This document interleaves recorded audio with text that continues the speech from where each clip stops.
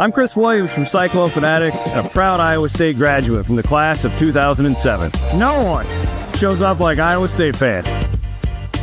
And Cyclones support Cyclones on and off the field. Your gift can provide scholarships to students, fund groundbreaking research. We could even drum up opportunities for the marching band. Visit MoveWhatMatters.com to learn how you can make an impact today.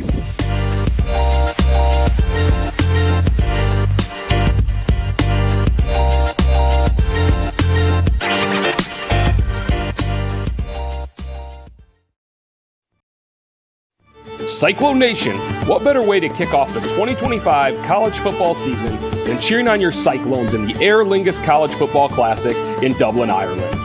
Whether it's a quick trip to Dublin for the game, a multi-city adventure throughout the Irish countryside, or premium game day hospitality, there is a package for you.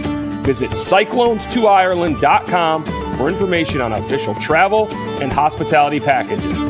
That's Cyclones, the number 2, Ireland.com. Welcome in to the Kickin It. I believe that's the name of this show. I haven't done it in a while. I'm Jeff Woody here with Grant Mahoney. Thank you to Kelderman Manufacturing, kelderman.com. If you see something that has that Circle K on it, you know it's good. Iowa Staters, supporting other Iowa Staters, is down in southeastern Iowa. So if you need anything, go to kelderman.com. Also, we have a couple guests, but thank you again to our others, the sponsors of the show. We'll get to a couple others later, but these two guys are not dinguses. We have two guys that are going to be making a lot of money, probably can afford monetarily to go to the Aer Lingus College Football Classic in Ireland, but they're probably going to be a little bit busy, being drafted in the NFL. We've got Jaylin Noel and Darien Porter on the show today, but thank you to the Aer Lingus College Football Classic in Ireland. Still time to book. Get yourselves over to Dublin. So as I mentioned, it's been a little bit since we recorded, and the reason for that. So during basketball season, there was a lot of content going out. Now that basketball season's officially over, that the off season kind of kicks back up, and we've got some fun interviews lined up and kind of perspective interviews lined up. And we were planning on going live, not live, but planning on releasing on Monday of this week. And actually, it was last week where we had a guest planned. But the reason we had to delay it was a personal reason. So in the grand scheme of what could have happened was very bad. What did happen, not really that bad. But on Saturday, a couple weeks ago, my mom had a heart attack. And when you think heart attack, you think like down on the ground. And that's not the case that it was. It was really just an ache that she had in her chest for a while. But she was admitted to the hospital on the Monday that we were supposed to record. So that kind of threw a wrench in the plans of us being able to do it. Now, she is fine now. She really, like the grand scheme of things that could have happened, really not that bad. There's really no long-term damage or anything really to be expected from the incident. So she's otherwise pretty good. But there was a couple things that brought to mind from that the one's a practical one and one's more of a sentimental one. The practical one is get your cholesterol checked. Even if you don't really have a family history, you don't really have any symptoms of heart disease or whatever. It's something that I've taken for granted. So we're going to be setting something up in the next couple weeks with the Iowa Men's Clinic, just to get my blood drawn, make sure that everything's good. So that's more of a logistic one, is get your heart checked, make sure you eat right, exercise, all the things that make sense, but also take care of yourself from a medical standpoint. And the other one is in today's world of everybody's mad at everyone about everything, whether it's politically or otherwise, you're made to think that the world is a bad place. So when you go over to mom's house now, it is just covered in flowers because of how many people are expressing I'm really happy that you're still here. And it's sometimes frustrating that it takes something like a heart attack to remind you of that. But if you just put your phones away and exist in life with other people, you realize how good people are. And so it's a shame that some negative things have to happen to remind you of that, but the world's a pretty good place. And so on behalf of Mom, thank you to everybody that did send flowers and whatever. And as a note to further that is, if someone is important in your life, don't wait until you have to have a situation to send them flowers or make the phone call or text them or say you appreciate them, just because you don't know when something like that's going to happen. So all is well. There's nothing really to be really concerned with. Her life is not going to change much from last year to this time next year. But just a moment to say, thank you to everybody. So thank you to the fans, the people. Thanks to you guys. I enjoy hanging out with you guys every week. So we are back every week, but we did have a little bit of a detour. So now that that's off the way, we got some fun guests today. Yeah, and we were going to have, the guests we had lined up come on this week, but I thought, if we're going to have a delayed show anyways, Monday didn't work for him. I was like, let's see if we can get some of these guys on, they're going to be drafted soon, because the draft starts when it gets released today. So we are recording Wednesday, but when this comes out, it'll be draft day will be today. So we have Jaylin Noel, who I think had a very underrated Iowa State career. I think we'll look back at his career in probably 5-10 years and be like, man, he was a real dog. I don't think he was really appreciated for just how really good he was and is. And then Darien Porter, crazy story. I mean, we've seen this with Campbell, where he's taken Joe Lanning, gone from quarterback to linebacker. We've seen TJ Tampa go for receiver to cornerback, Darien Porter cornerback, or for receiver to quarterback, and now doing with Benny Nagoye. So Darien Porter, awesome story, 2 awesome interviews. I think everyone's going to enjoy these. I think so too. It was fun. It was fun to get them, fun to talk to them.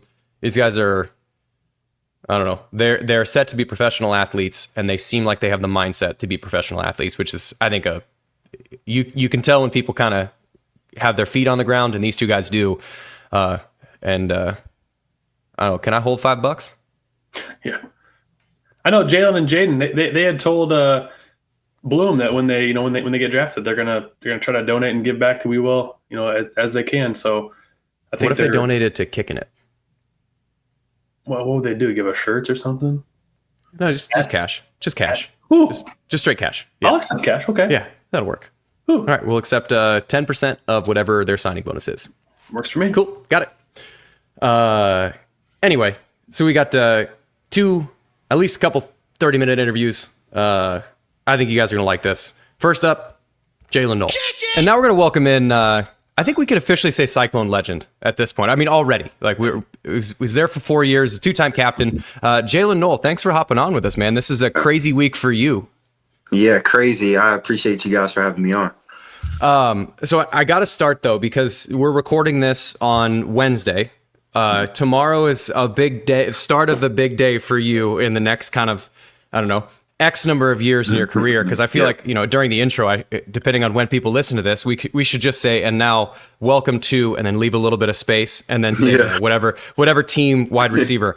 So what has your week and kind of last couple of weeks been like, just to kind of catch people up on kind of the draft process? Because I imagine it's an absolute tornado from combine prep, combine, pro day, team interviews, everything like that. So what's your last few weeks been like prepping into the NFL draft? Yeah, it's like you said, it's kind of crazy, but it's not too crazy. It's a cool experience to be able to go through this process. Obviously, not too many people get to do this, so really just taking it in and cherishing it. But the last few weeks have been really cool, meeting with teams, getting to meet certain head coaches, wide receiver coaches, going on visits with teams, and like you said, participated in the Senior Bowl, got to also participate in the Combine, and all those experiences were super cool and kind of just a ramp up to really let you know, okay, now the time's come for you to continue to work to reach the ultimate goal and push after that after you get drafted. So yeah, it's been a crazy few weeks, but it's been good weeks as well. Now, are they flying you out? Like, or are they just doing this Zoom meetings with whoever?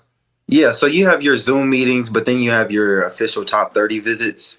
Okay. So teams can bring in obviously 30 recruits that they have on their board, and so I had 4. It's known kind of the Steelers, Buccaneers, Patriots, and Panthers. I had those 4, and they were all great visits. And yes, those teams do fly us out, and it's basically a job interview, business trip to just go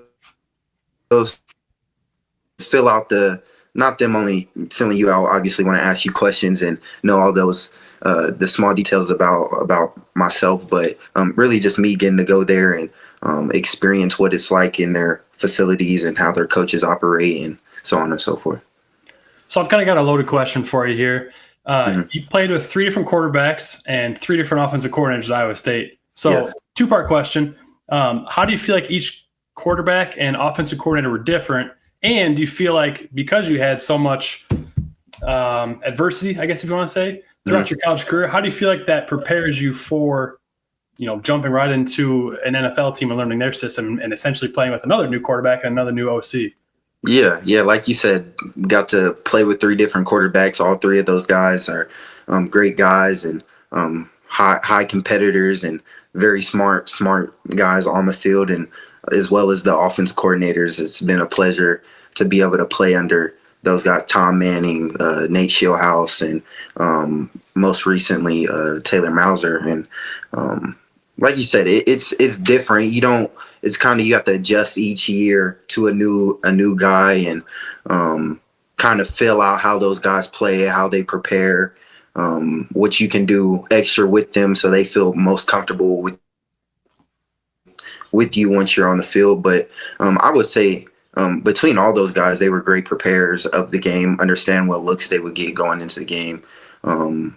I got to meet Brock Purdy when he's a senior, so he's kind of had his process down and knew exactly how he wanted to approach each week. So it was cool to learn from him and him be that just that role model for me to show me how important the process is. And then Hunter is a little bit younger of a quarterback, gunslinger, great arm, and just us kind of growing together as trying to become leaders and within the program, and kind of filling out and learning our processes together. And so that was cool. So I kind of grew with him within that 1 year, kind of learning ball.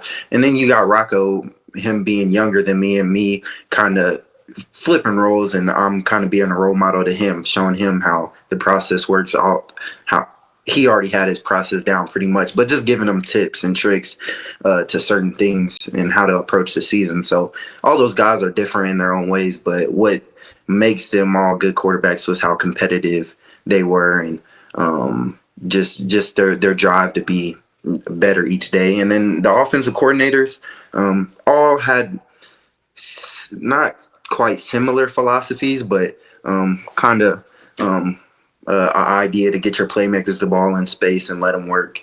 And so that was a benefit of me early on in my career. I was more of a short to intermediate guy, and as I grew on, I started to put that vertical attack within my game. And I feel like all 3 of those offensive coordinators kind of prepared me and allowed me to develop under their systems, and it ultimately prepared me for my last season, senior year. So all those offensive coordinators are great, quarterbacks are great, and like you said, I feel like it will benefit me going into the next level and being able to adjust to new schemes, because the NFL, the world, it's crazy and you can be anywhere at any moment. So being able to understand the terminologies and adjust to new schemes is something that I feel like I've been prepared for by Iowa State.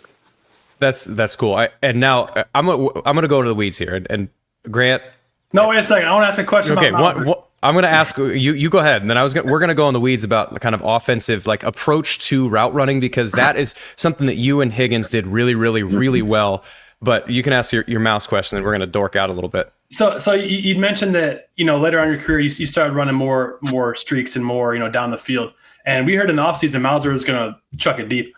First play of the season, Rocco chucks into double coverage, and the next next play. Jaden's scoring. What were you thinking that first play when Rocco chucked it deep? And you're that great catch. I mean, probably maybe the best catch of your career. That was a bad pass. I mean, you were double covered. We should not have up there. What were your thoughts when Rocco put that up and you had made the catch? Well, that just shows the trust he has in me to be able to go make plays and vice versa. But yeah, that play was in for a while before that moment, and we were eager to make a big play, even though he had Jaden for a big play underneath on the crosser. But he just trusted me, and I wasn't expecting it because I seen it be cover 3, and I was like, okay, now let me just clear out space for Jaden. But he throws it up, and I'm like, okay, if he's gonna put it out there, I have to at least go get it so he can continue to trust me and give me opportunities to make great catches. So no, that it was a crazy first play to open the season, and like you said, that kind of really showed how aggressive Coach Mouse wanted to be within the offense and use his playmakers to attack downfield. Yeah, it was super cool. I mean, that really did set the tone. I was just saying, like, all right, Rocco, here's the keys, bud. Like, go ahead. I mean, little wobbly knees. That one had a little bit too much air on it, floated a little bit. But hey, somebody went and get it. Okay, so you grew up in Kansas City, and you grew. I mean, probably as every kid growing up in Kansas City, and this is not like you have to play there, but you grew up a Chiefs fan, and one of the things that is unique about the Chiefs from a very dorky football perspective is Travis Kelce. And I don't mean that in the sense that he is like a big character and charisma. It's that I think more than any football player I've ever seen, he has more freedom to find space within the play than anyone else I've ever seen. Where like normally the way it goes, and this is, you can correct me if I'm wrong, is there's a route concept. And since as the offense, we don't know what the defense is called. You have, if it's middle closed, we play to the right, meaning there's safety in the middle field, we play over here. If it's middle open, we play to the left. And like there's generally like ballpark rules.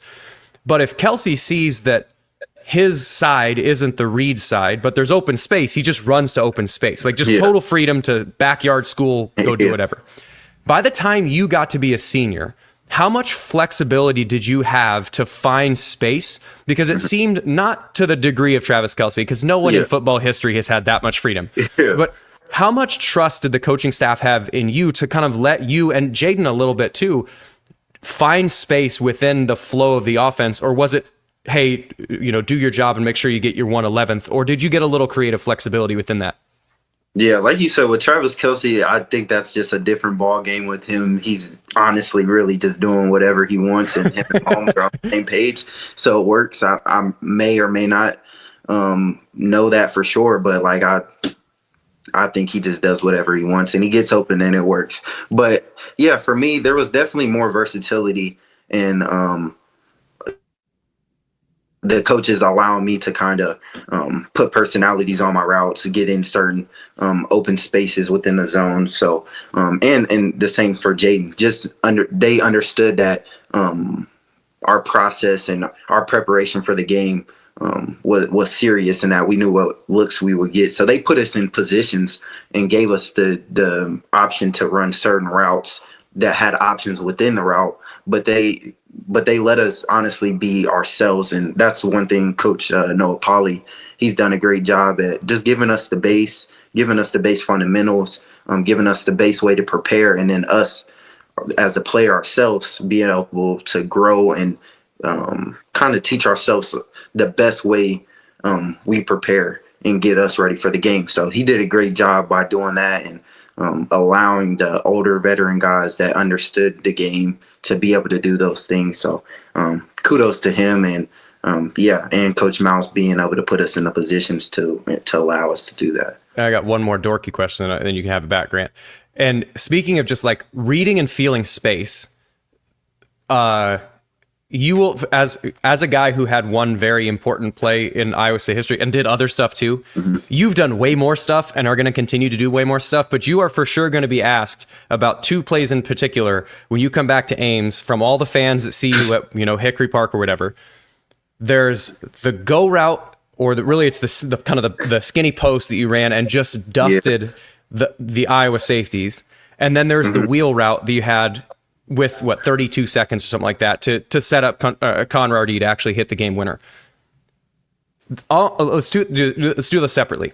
On that vertical route, that seems like one that you guys have in the call sheet, because Iowa runs what Iowa runs, and I could draw their defense right now. It's the same shit they've been doing for 35 years. So I imagine you knew going in, I'm going to have this look against this safety, and this linebacker is going to carry it. How early in that play did you know that was going to be a banger if Rocco could get you the ball? Or was it like before the snap, a pre-snap read? Was it after you made Higgins miss? Like, where along that process did you know it was a successful play? Well, it was crazy. We had that route concept, but we didn't have it in that formation and that way. So it was an in-game adjustment for us. And so we go in, we see that their safeties and their quarters concept are real low, playing flat-footed and relying on the backers to reroute.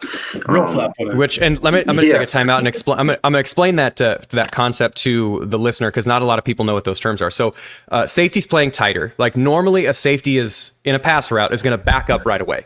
What you were saying is they're playing flat-footed. They're trying to take away anything underneath, and then they're relying on a reroute. What a reroute is a linebacker or a nickel or something like that is going to try and hit you, so that their guys they're safeties that are playing flatter, not trying to go backwards, have some time to adjust. So if they hit you, you're slower, then they can catch back on top. Well, neither one of those things happened. Anyway, so that's a reroute, and you're saying flat-footed safeties. There you go.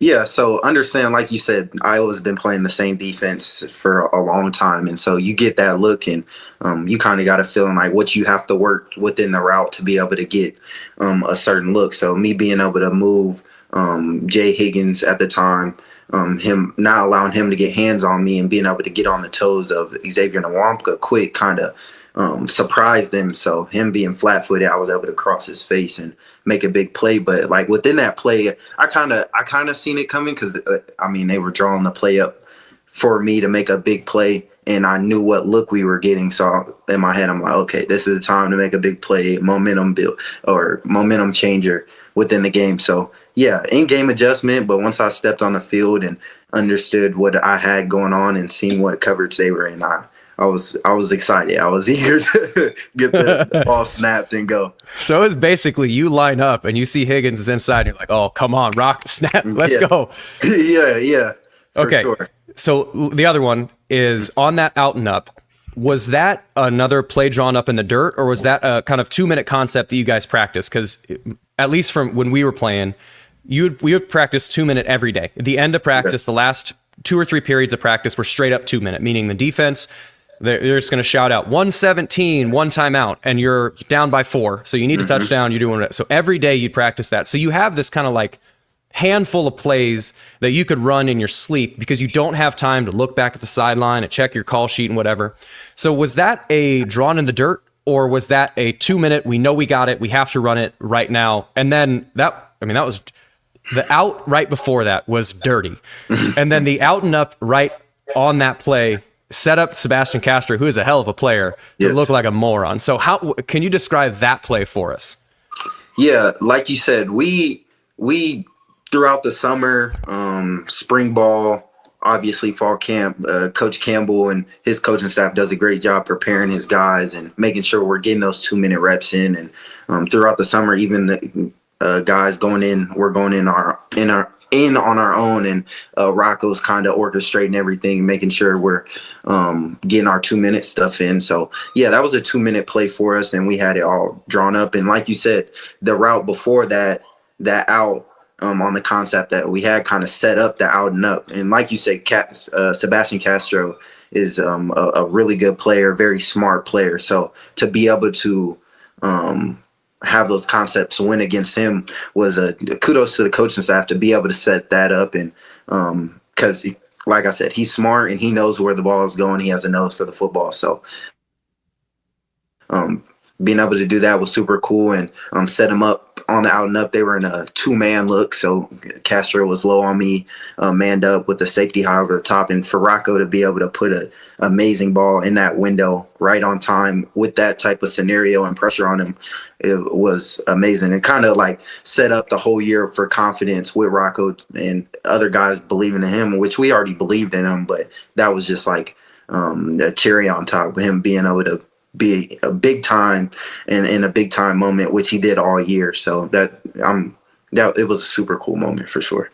So you mentioned Noah Pauly and allowing the veteran receivers kind of do their thing and be creative. Now he got pursued by some other teams in the offseason, rightfully so. I mean, he's a good coach. And you and Jaden were the best duo in college football last year, both put up over 1,000 yards. Well, you guys are gone, and you guys were the veterans. No other receiver had more than 11 receptions last year. So who in the locker room, and we brought in some good transfers, which we don't need to talk on unless you've seen them. But who in the locker room would you say are the younger guys that we could maybe see not fill in your shoes, because you guys have big shoes to fill. But who are some younger guys maybe to keep an eye on who could step up and make that next year jump? Yeah, it was the receivers within the class last year, Brett Eskridson and Dom Overby. Those two guys are very talented, and you kind of got a sneak peek of them last year. Made some big plays and big moments. So whether it was Dom against KU, he caught a slant on a third down conversion, or Brett catching a third down conversion against K-State. Those two guys will definitely step up and make big plays. And then you still got guys in that room like Daniel Jackson. Not a lot of people. Big fan of his. Yeah, his feet are so good, man. His feet are so good. He's probably the smoothest route runner, and just his talent and athletic ability alone is very special. And when he gets healthy, he's going to be a guy to definitely look out for. And then you have obviously they brought those two transfers in, and I've got a chance to see them, and those two guys are doing great as well, and very high character guys. Everybody in that room's high character guys, and like you said, Coach Pauley's in that room, and he'll make sure of getting that room in the right spot, and he has great guys to work with, and that room will be really good. So now you had some pretty good offers coming out of college. From Kansas City, like Jeff mentioned. Mm-hmm. You had a KU and a K-State offer, but you came to Iowa State. Now, two-part question: why Iowa State? And did you grow up like a Kansas or Kansas State fan? And did you consider them at all? I guess not all, but did you consider them in the recruiting process? So I grew up an Alabama football fan. Interesting. Bandwagon. Obviously, that's the only thing I can say about that. Yeah. So like as a little kid, I'd watch Alabama. So it wasn't really like I knew of K-State, knew of KU, like Tyler Lockett at K-State. Coach Waters is at Iowa State now as the quarterback coach, and he played quarterback for K-State. And then you had KU football. And so I knew about them, and they recruited me and offered me as well. But it was more, the process for me was making sure that I made a good decision for my long-term plan, and a coaching staff that would suit me in a school that would allow me to get a good degree, and then just the ultimate scheme of the offense. So my mom was a big person in putting a pros and cons list together, making sure I'm getting everything that I want out of a school. Because when you're going from high school to college, you have, not everybody does, but I was blessed to have the opportunity to have options, and so I wanted to get the most out of it. And it ultimately came down to Coach Campbell being the guy he is, how genuine of a coach he is, his standards that he set within the program, the culture of that program, the coaching staff that he had put around him, and he continues to improve that program each day. So I ended up picking that program just because of the character, standard, brotherhood, culture aspects of it. And then also they had a great coaching staff that could develop me to get to this point where I'm at now. So it was the best decision I've made in my life, honestly, being able to go to Iowa State and be paired with Coach Campbell, and couldn't be more grateful for the opportunity that I had going there. That's cool. And I think we can officially say that you did make the right decision, being a couple things you said earlier.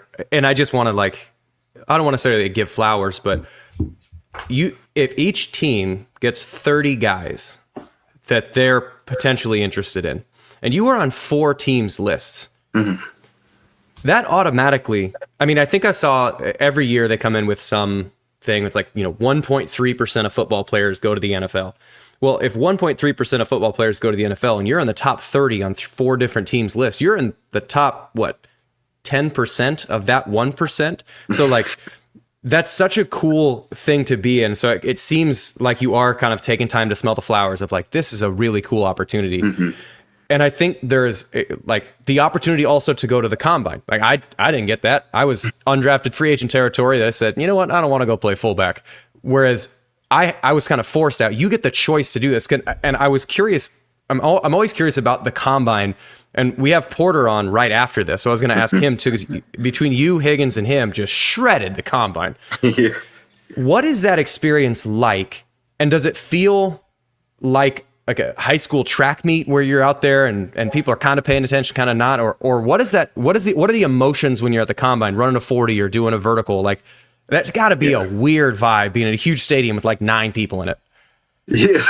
Yeah, no, it's definitely an experience that you'd have to be there to completely understand the magnitude of what's going on there. And like I've obviously had former teammates, Xavier Hutchinson, TJ Tampa, Charlie Kolar, and all those guys kind of give their input to me on what their experience was. But for me, it was a really cool experience. Obviously, you get there and tension's very high because everybody's like, okay, I have to do this, I have to get these numbers, I have to go through medical. So there's a lot of tension within the building, and obviously nerves because this is the biggest interview of our lives that we've been preparing for this moment for a long time. So you get that. Once you get that out the way, you kind of see and sit back and like, wow, I grew up watching the combine. I grew up wanting to be in this moment. So you kind of sit there, cherish it, understand the magnitude of it, and then you have to perform. And that's where the nerves come in. You know you've been preparing for 8 weeks to perform, and you know you'll do good, but it's just actually getting out there and doing it. And like it's not anything like a high school track meet. All eyes are on you at all times. So it's just really a real job interview. But the best part about that, I was able to be myself. Feel like I'm a genuine person and go there and share my experiences with the scouting teams of multiple teams, and just be the person I've been throughout my career at Iowa State and my whole life, honestly. So it was a cool experience and experience I'll never forget, and something I'm honored to be able to do. So Jeff had mentioned the combine, and you set the record this year for most bench reps for a wide receiver. There was one point in the season that got me fired the fuck up. I think I know which one. So I think it's for Cincinnati. You caught an out route and you squared up the dude and just ran through his face. I was a kicker, so I didn't really get to have much contact. I was always trying to ear hole people. Whenever I did, I'd always stand over them. I'd tell them, "Get your weight up, bitch." Yeah. You and that guy were kind of jawing back and forth with each other, and they were getting their ass kicked. I always think it's funny when someone thinks they can, talk shit when they're getting their ass kicked. Yeah. What was he saying to you? Because you had the upper hand. I think we were up 20 at that point, 50, whatever it was. Yeah, yeah. I honestly don't. There's a lot of pride within the game of football, and there's a lot of adrenaline going within the game. So things like that happen, and I do that more of a, okay, we got to keep it rolling, keep the energy going on our sideline. Because when you get up big, it's kind of easy for a team, like for you to kind of fall asleep. So just bringing energy any way I could, and that's what I did. We was able to finish the game strong. But yeah, it was a fun moment for me. It's funny, especially because guys like Jaden, he'll like egg it on, like make sure I keep going and stuff. So it's fun. Always a cool moment. I want to ask you about Campbell, because he's kind of been buttoned up. He's very, coach speak. He doesn't really, when there's someone's injured, someone could be out. They could have had their leg amputated in their day to day. What is your best Campbell story without I guess exposing him too much? What's your best Campbell story maybe that no one knows about? I mean, there was one day I didn't see it often, but he got out there and was like we were in a run through, like an up tempo run through.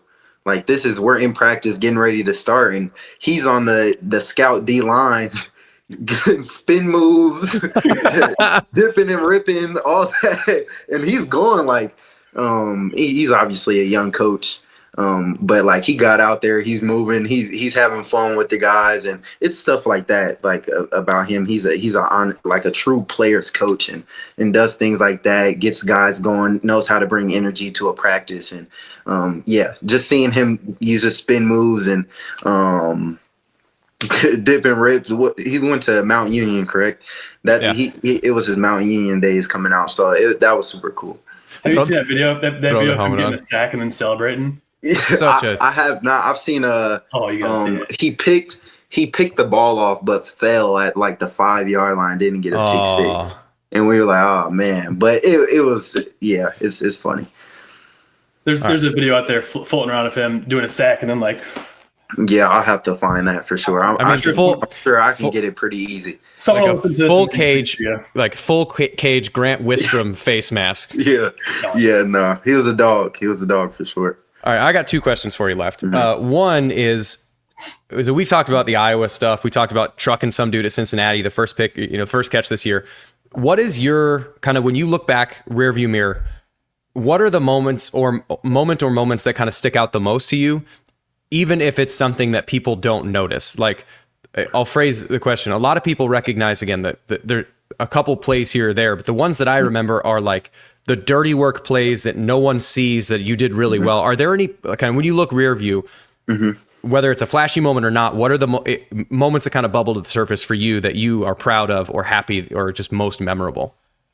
Yeah, for me, it's always getting like a pancake block in any game that I have gotten a pancake block in. I think people don't understand, as a receiver, you got to put pride into blocking.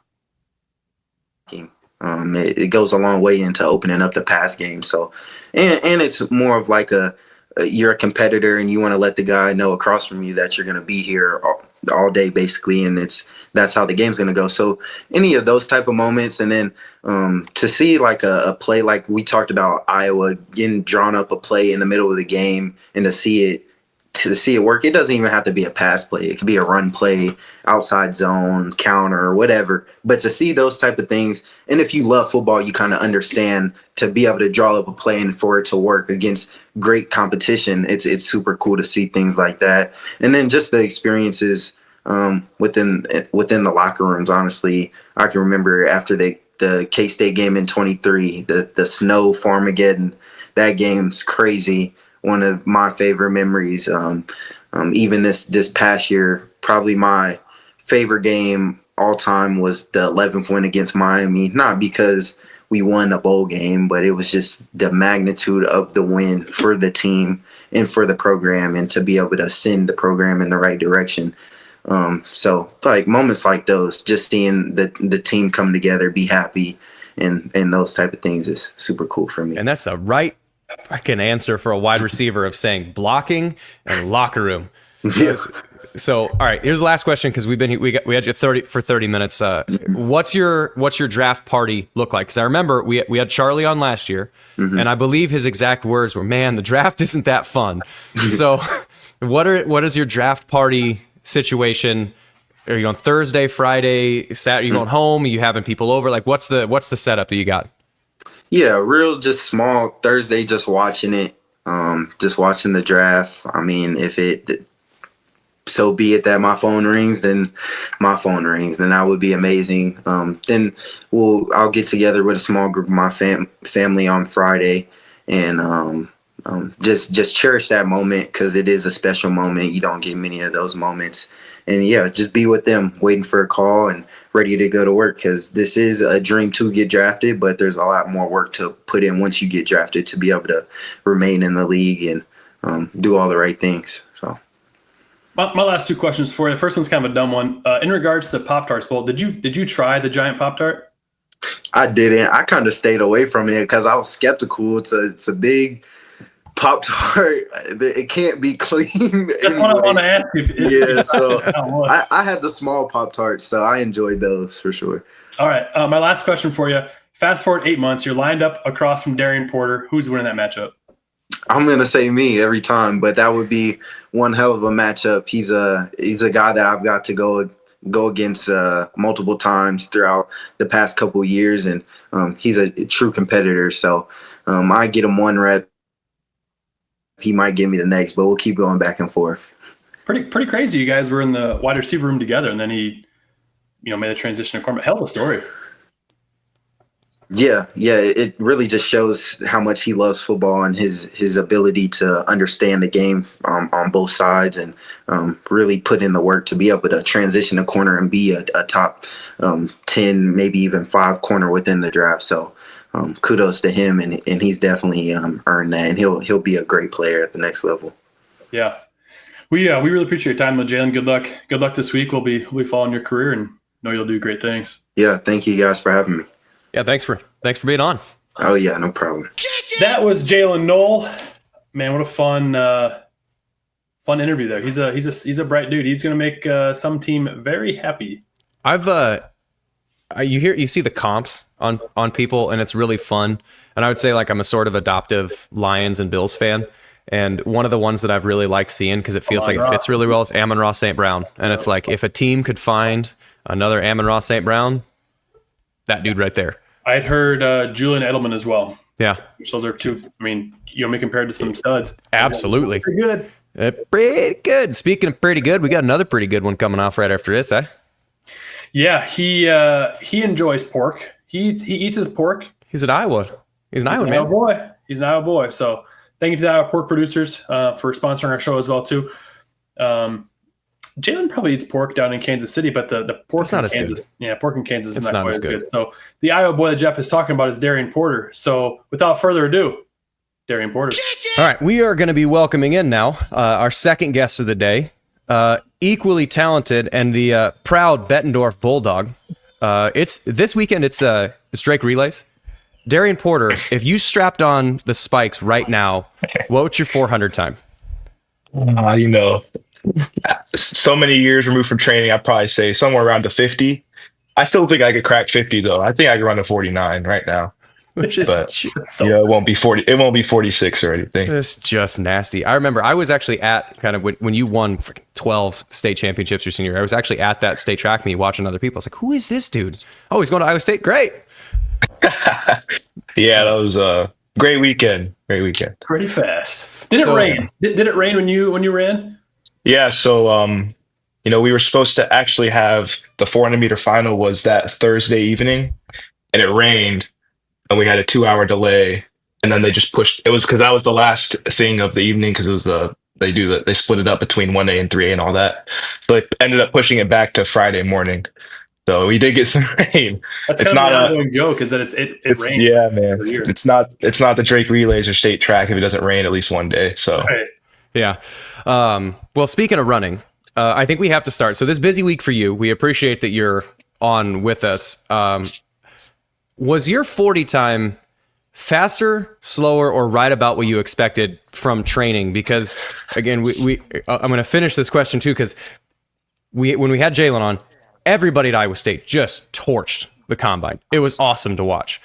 So with your training, was that 40 faster or slower than you expected? And when you went to the combine, were you expecting to show out like that, or just I'm going to see what happens and turned out to be good? Like, what were your expectations going in? Specifically for the 40, it was a little bit slower than I had hoped. I was hoping to get in the 4.2s, but based off of my training and just talking with my trainers and stuff, I did. They predicted me around 4.33 to 4.36, so it was a little faster, which was fine because I was running. My best was a 4.33 before when we were timing leading up to the combine, but. Everything else, yeah, my vertical was pretty on point. I did PR in the broad, and then my shuttle and L drill were also around what I had been running. So for the most part, I'd say, it kind of went as expected. But, I didn't necessarily think, everything would go, as ideally as it did. I figured I'd run pretty fast and jump well, but, those change of direction things can be kind of difficult for someone my size, but it went really well, so I was really happy with it. Yeah, I'm sure with the adrenaline too, probably adds a little bit extra oomph. Yeah, for sure. Since the season wrapped up, what's kind of been your off-season draft prep? What's kind of all that been looking like for you? Yeah, so when we got done with the combine, I came home for 3 or 4 days just to kind of decompress and unwind and spend some time with my family. But ever since yesterday, I just been back in Ames. I trained there with our strength staff and our coaches, just so we have all the facilities right there.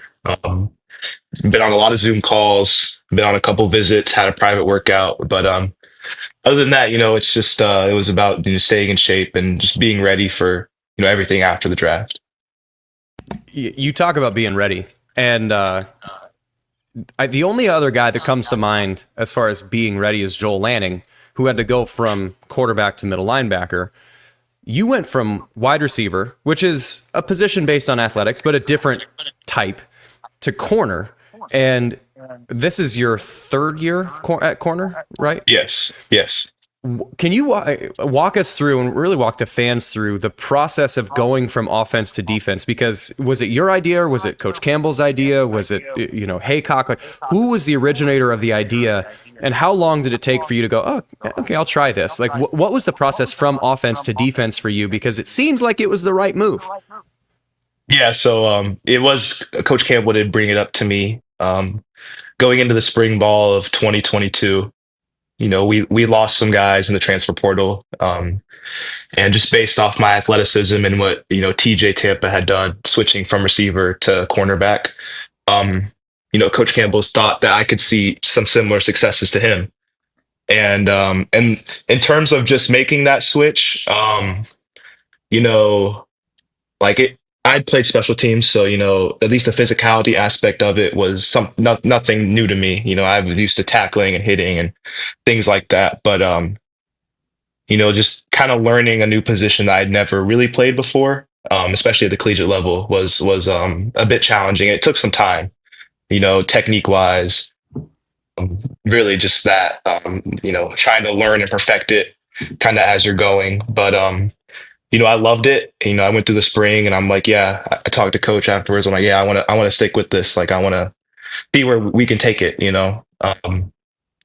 But being on offense did help that as well. You kind of take some of the things as a receiver over to defensive back, like formation recognition, splits from your receivers, where they're lining up on the field, so that you can kind of play the game in your mind before the ball is snapped, just to get an idea of what might be coming. But playing such a technical position, a reactive position, it takes a little bit time to get used to it. And once I really settled in during this past spring, like a year ago, I felt like I was in a really good spot and was ready to have a big year.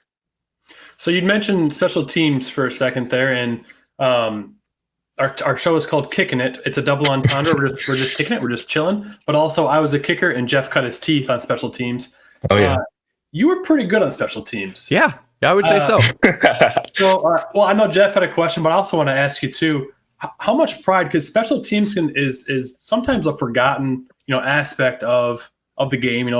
When we were there, we didn't really toss out many guys, aside from like the kicker and punter and long snapper, that started. It was mostly like, guys that were third, fourth string, guys that didn't really play. Well, you're a starter, and you're out there. You take pretty good pride in special teams. So, what does that mean to you? To block a punt, to be a gunner. What do special teams mean to you? Because, like I said, it's kind of forgotten part of it. But when you make an impact like you have, it's a big shifting part in the game. Yeah, like you said, I don't know if it necessarily gets the attention that offense and defense does, but.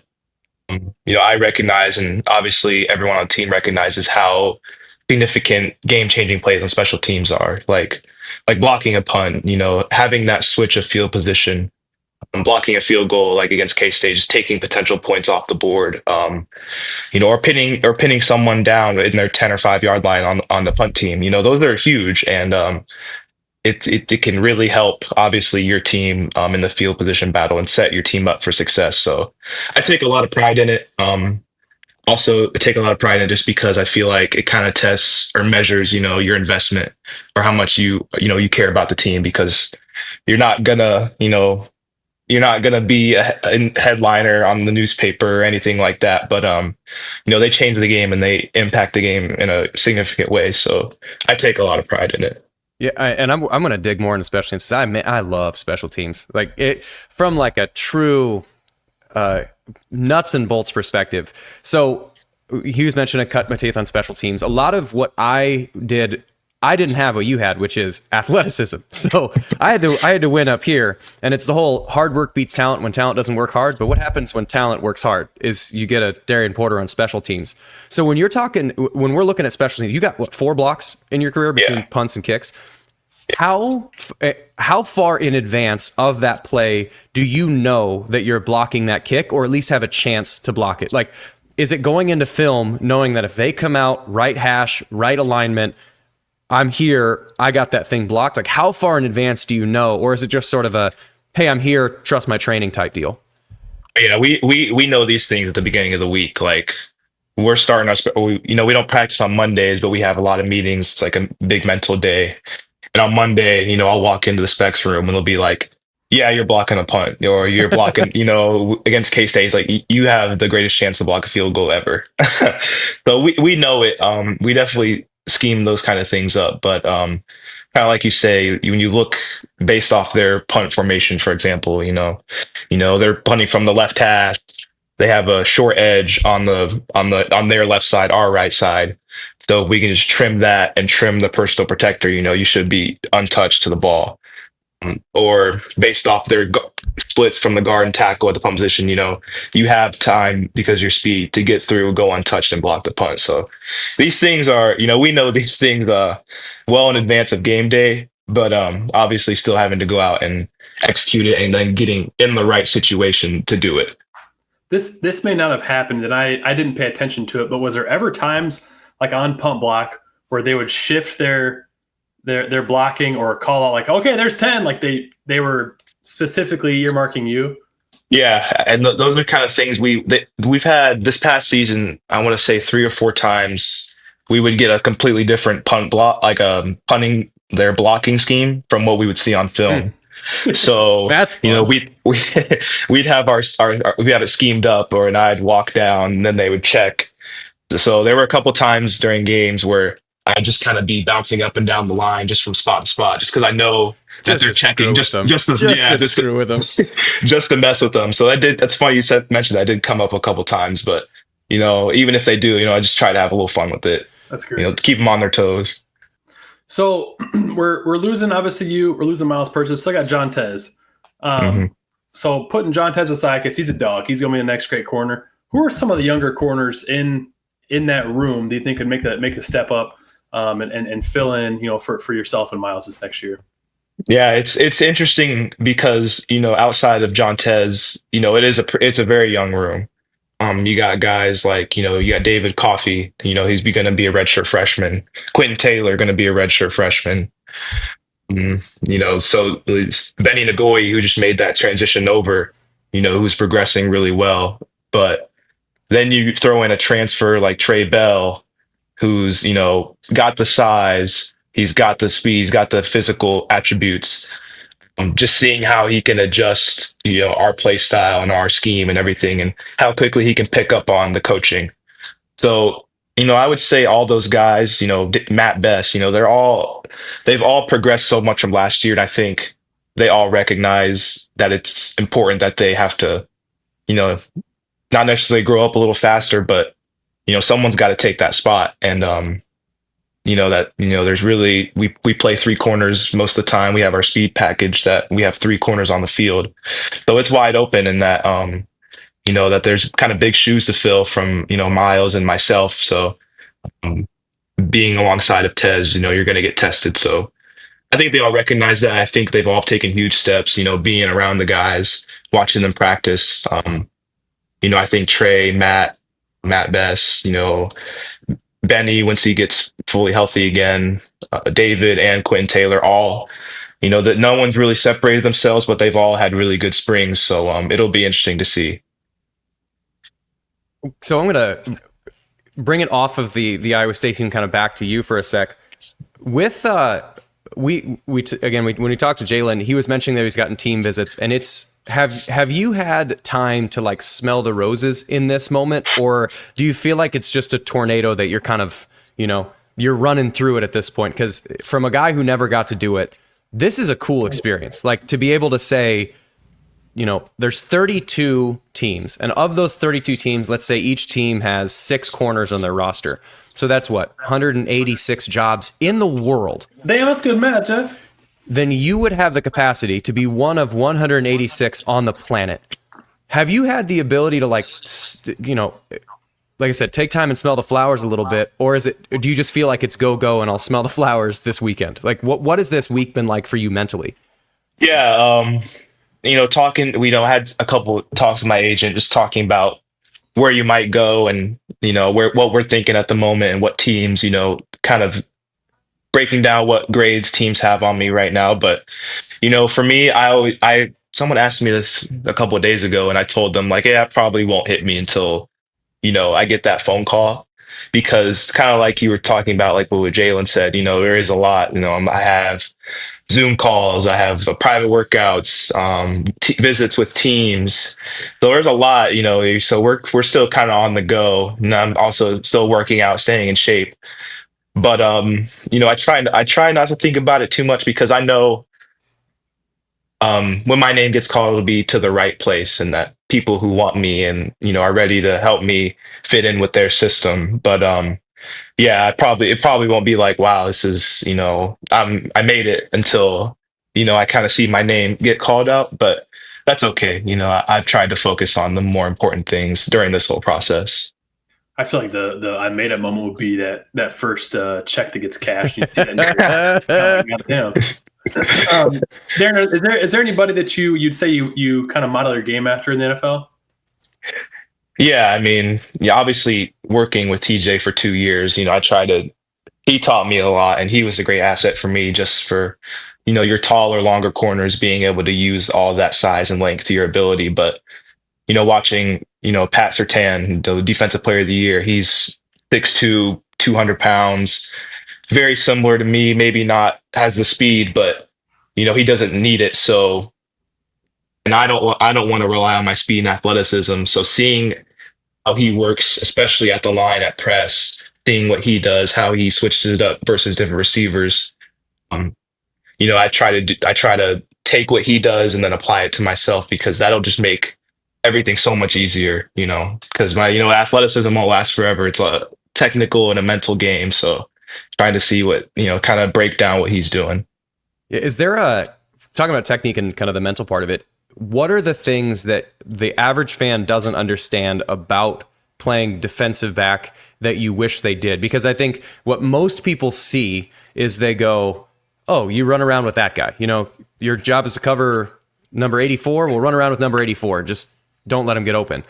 What are the things that you wish that fans understood better? Not to say that fans are dumb. That's not what I'm insinuating, but just the things that are hidden within the technique or the reads or whatever that you wish people understood better.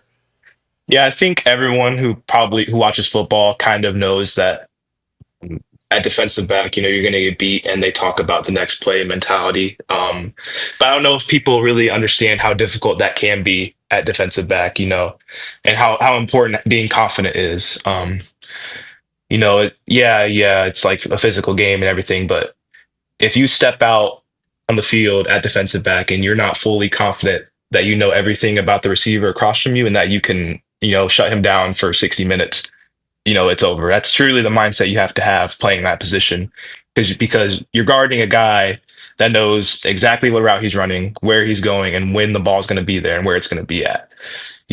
We have to react to that, but you can't go in there thinking about all that.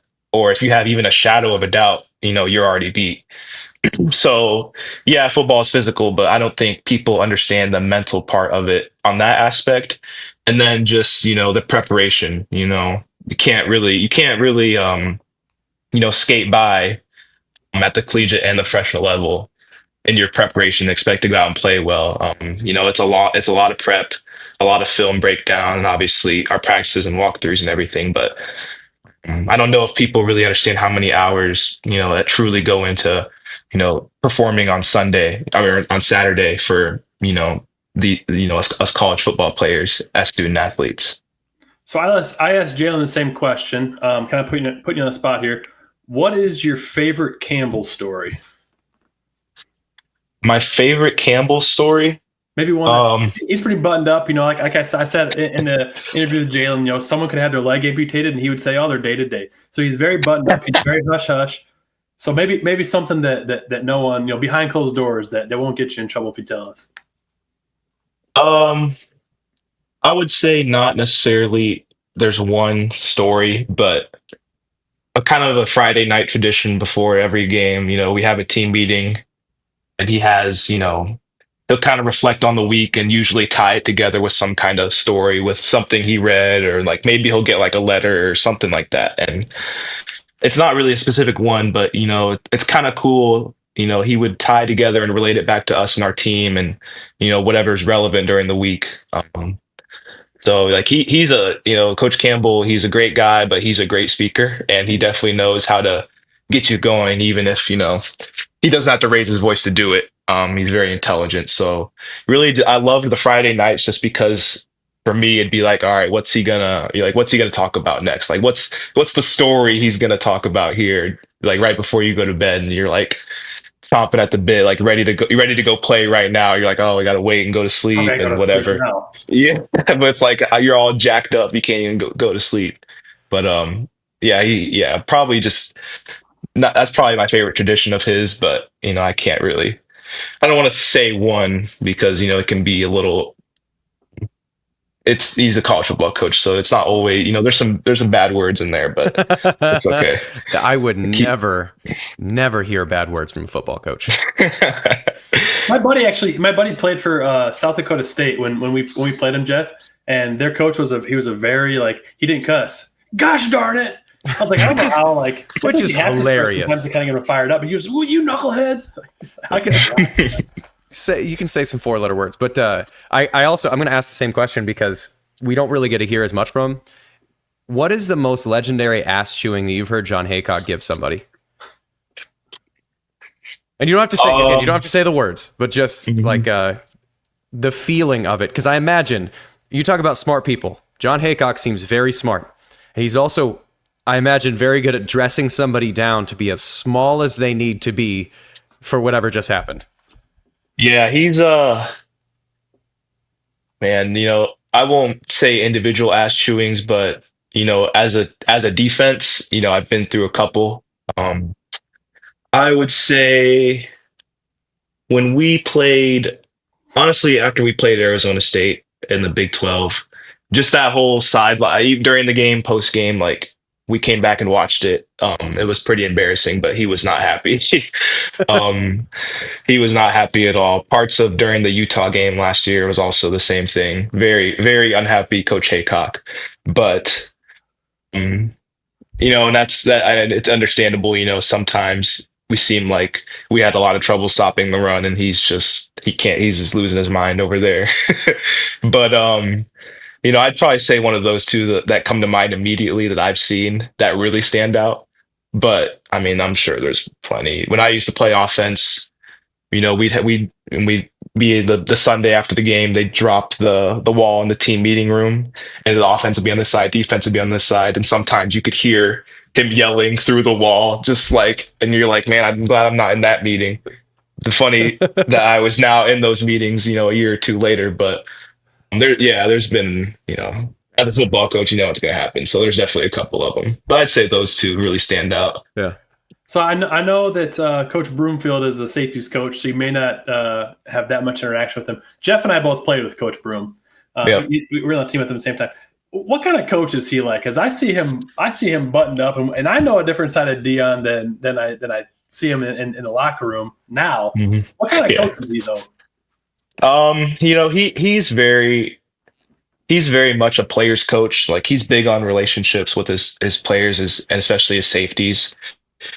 He's also not afraid to spaz out on somebody. I've seen him do it a couple times, but it never really feels out of place because he may yell, but then he'll go over and be like, do you understand why I'm yelling and what you're doing wrong?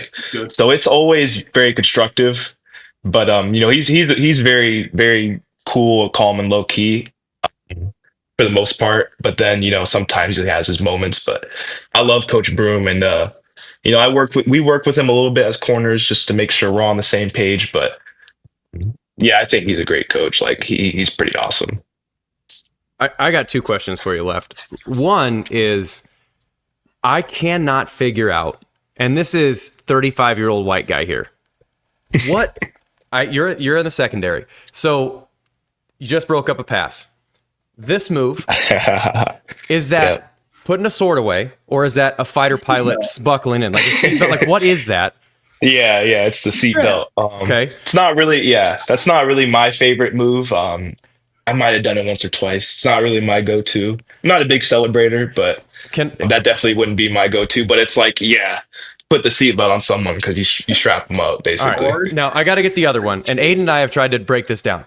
So when You draw the box window, and then thumbs down. What the hell did that come from? Like, again, 35-year-old white guy here. Where is that? Hey, I'm an older prospect, so some of the stuff I'm still trying to figure it out too. But I'm not quite sure. I think it's like you're boxing somebody, so like they're you're trapping them, so like they're not going anywhere. Okay. I'm not sure where the thumbs down came from, but that's my interpretation of it. Okay. But hey, I feel like a grandpa out there sometimes. I was 23 last year and I had 18-year-olds on the team. So sometimes I'm like, what are you guys talking about? But Aiden says that sometimes during road rage, a thumbs down is worse than a middle finger. So it's just, I'm disappointed. Like, I'm not mad. I'm just disappointed in your action. So all it is like, I'm so disappointed of how you tried to run that route. So I think that's got to be what it is. Or you're a square, from. Ooh, there you go. You're a square. Yeah. All right. I've got two questions too. I'm Okay. gonna go one, Jeff, and you can go one. I asked Jaylin the same question. He said he did not take a bite of it. The bowl game, the giant Pop-Tart. Did you try it?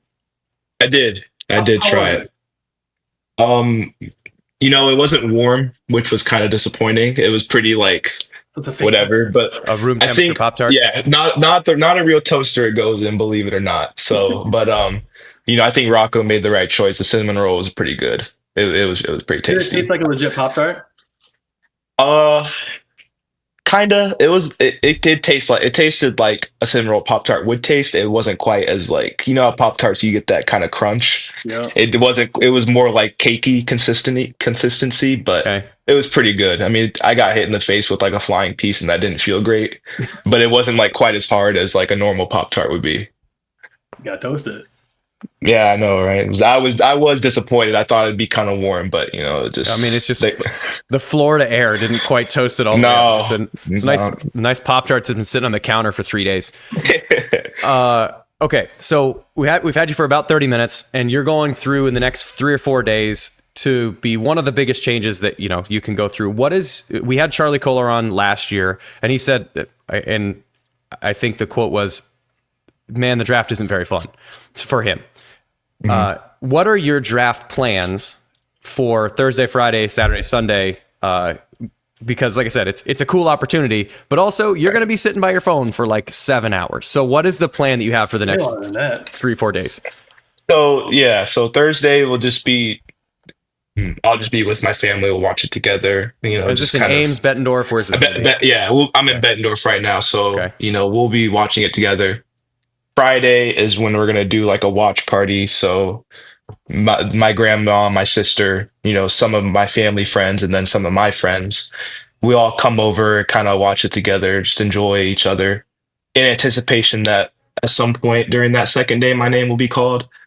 And then if not the case, then, obviously Saturday, it'll probably just be me and my family watching, just waiting to see what happens. But that's kind of the plan, just being back home, enjoying the people that, mean the most to me, just we can all kind of enjoy the moment. Can I ask another logistical question? Yeah, I want to say, I didn't mean way longer, you'll be waiting way longer for 7 hours. I just mean like the whole process is longer. Yeah, from Thursday through whenever it's going to be. But so I have, from a TV production standpoint, do they give you, like, do they just say, hey, patch into this? Like, do you set a camera in the corner, or like, do they send, like, because when they, somebody on a Friday draft day, second, third round, it's still a high prospect. That's where you're expecting to go. They know you're going to be drafted at some point.